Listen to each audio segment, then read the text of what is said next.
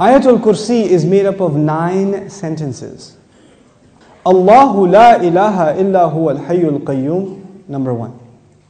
La ta'khudhuhu sinatun wa la nawm, number 2. Lahu ma fis samawati wa ma fil ard, number 3. What's number 4? Man dha alladhi yashfa'u 'indahu illa bi idhnihi, that's number 4.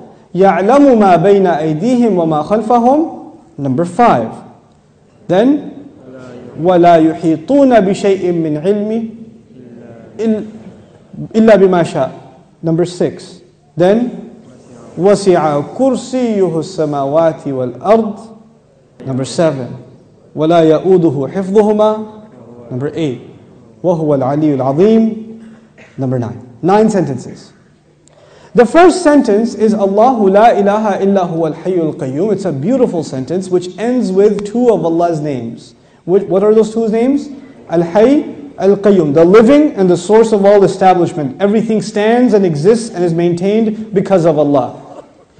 What's incredible is that the last sentence, sentence number 1, has something in common with sentence number 9, which is وَهُوَ الْعَلِيُّ الْعَظِيمُ. How many names of Allah in the last sentence? 2 names of Allah in the first sentence, 2 names of Allah in the last sentence. Okay. Before I go to the second sentence, let me tell you something about security.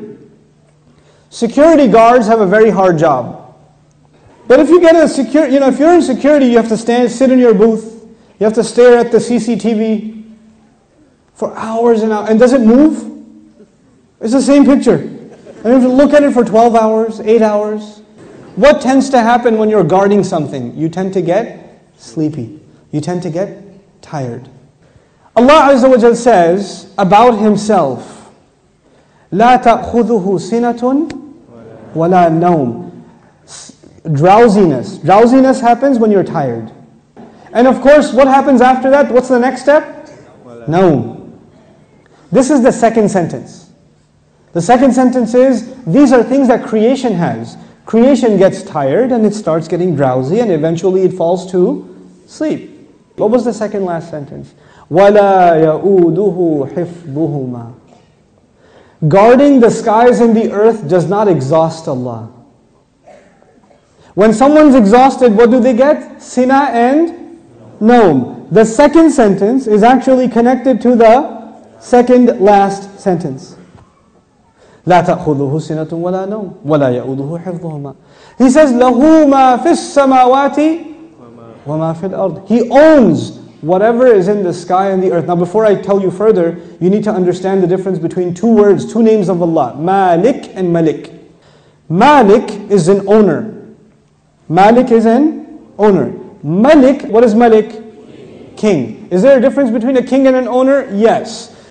Ownership is about property.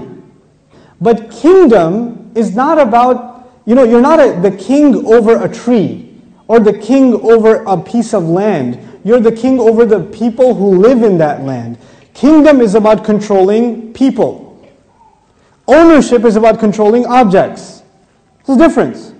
Now Allah says, لَهُ مَا فِي السَّمَاوَاتِ وَمَا فِي الْأَرْضِ. He owns whatever is in the skies and the earth. What is the ayah about? Ownership. What's the third last sentence? وَسِعَ كُرْسِيُّهُ السَّمَاوَاتِ وَالْأَرْضِ. His throne extends to the skies and the earth. When Allah talks about His throne, He's talking about His kingdom.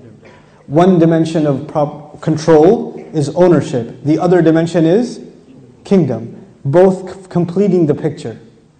Allah is Malik and He is Malik. The Malik part of Allah's attribute, لَهُ مَا فِي السَّمَاوَاتِ وَمَا فِي الْأَرْضِ. Third sentence. The kingdom of Allah, وَسِعَ كُرْسِيُّهُ السَّمَاوَاتِ وَالْأَرْضِ. Okay. What's the fourth sentence? مَنْ ذَا الَّذِي يَشْفَعُ عِنْدَهُ إِلَّا بِإِذْنِهِ. Let's understand this ayah first. Who will come and make shafa'ah with Allah except unless He gives permission? In other words, what is shafa'ah? Shafa'ah means you got connections. Shafa'ah means that you were about to lose your job, but your uncle is the manager and he came and said, no, he's with me. That's shafa'ah. On Judgment Day, we are in trouble possibly, and then somebody comes and says, no, they're with me. They're with me. Go easy on them, please. We beg Allah Azza wa Jal to qualify us for the shafa'ah of Rasulullah sallallahu alaihi wasallam. So this ayah is about nobody having any authority unless Allah gives it to them. وَلَا يُحِيطُونَ بِشَيْءٍ مِّنْ عِلْمِهِ. They know nothing, they can control, they encircle nothing of His knowledge. إِلَّا, except بِمَا شَاءَ. The fourth sentence and the sixth sentence are both about a statement about Allah and the only exception. The statement was, nobody has authority to make a case except whoever Allah gives permission. They have no knowledge except whoever He wants to give knowledge to. Otherwise they know nothing.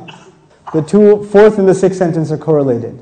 The first and the ninth, the second and the eighth, the third and the seventh, the fourth and the sixth. What's left? Middle sentence? He says, يَعْلَمُ مَا بَيْنَ أَيْدِيهِمْ وَمَا خَلْفَهُمْ. Oh my God, He says He knows what is ahead of them and what is behind them. And He knew what is coming ahead in the ayah and what was behind in the ayah. He put in the middle of it is, I know what's ahead and I know what's behind. Who speaks like that? Who speaks like that? SubhanAllah.